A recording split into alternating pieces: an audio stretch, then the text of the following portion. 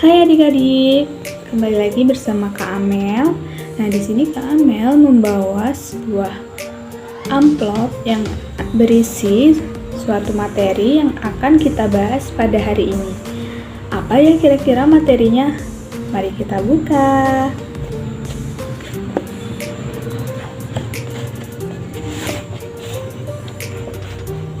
Wah, ternyata materi kita yaitu mengenai Fatu Mekah. Mari kita simak bersama-sama ya penjelasannya. Kita mulai ya ceritanya adik-adik. Nah, di sini Kak Amel membawa sebuah gambar di mana di gambar ini dijelaskan pada awal bulan Zulhijjah tahun ke-6 Hijriah, Nabi Muhammad SAW bersama seluruh kawannya bergerak menuju ke Mekah.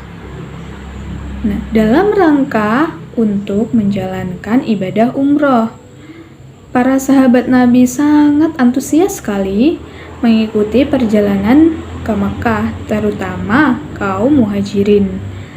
Namun, sayang sekali perjalanan mereka harus terhenti di Hudaybiyah.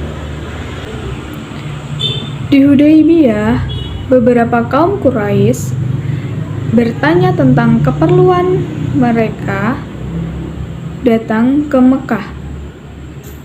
Lalu, utusan Nabi Muhammad SAW menjelaskan bahwa kedatangan mereka bukan dalam rangka penyerbuan, tetapi untuk menjalankan ibadah umroh, menyembelih kurban, dan kembali lagi ke Madinah.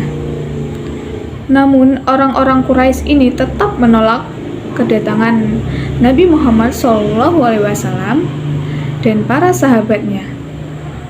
Nah, melihat penolakan tersebut, Nabi Muhammad SAW mengutus Utsman bin Affan untuk menemui pemimpin Makkah. Utsman bin Affan ini diperlakukan sangat baik sekali. Bahkan Utsman bin Affan juga diizinkan untuk tawaf di Ka'bah. Akan tetapi Utsman bin Affan menolaknya karena tanpa Nabi Muhammad SAW dan para sahabatnya, Utsman tidak mau untuk melakukan tawaf di Mekah. Kemudian, para pemimpin Quraisy Mekah tetap menolak rombongan Nabi Muhammad SAW. Oleh karena itu, dilakukanlah sebuah perundingan antara kaum muslimin dan orang-orang Quraisy Mekah. Perundingan tersebut berisi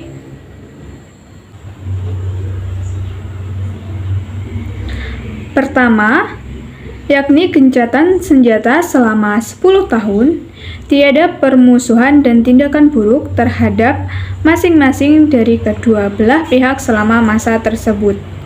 Kedua, kemudian siapa yang datang dari kaum musyrik kepada Nabi Muhammad SAW tanpa izin keluarganya harus dikembalikan ke Mekah.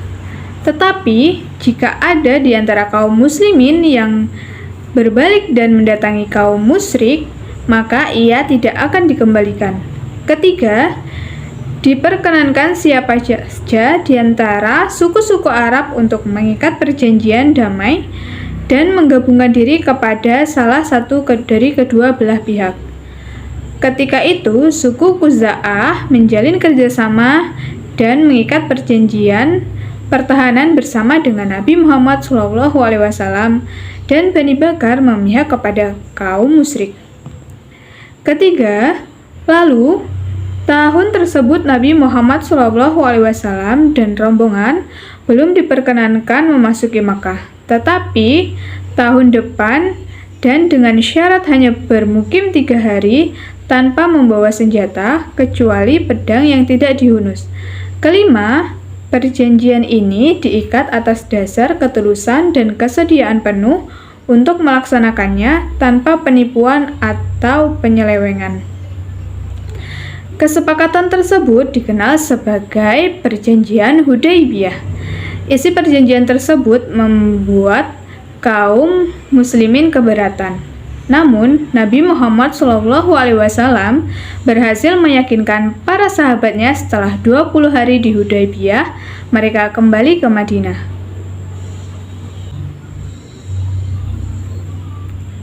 Nah, ternyata perjanjian Hudaybiyah tersebut tidak berjalan dengan semestinya. Ketika pihak Quraisy melakukan pelanggaran, suku Bakar melakukan penyerangan terhadap suku Khuza'ah di sebuah oasis. Penyerangan tersebut dibantu oleh orang Quraisy Mekah.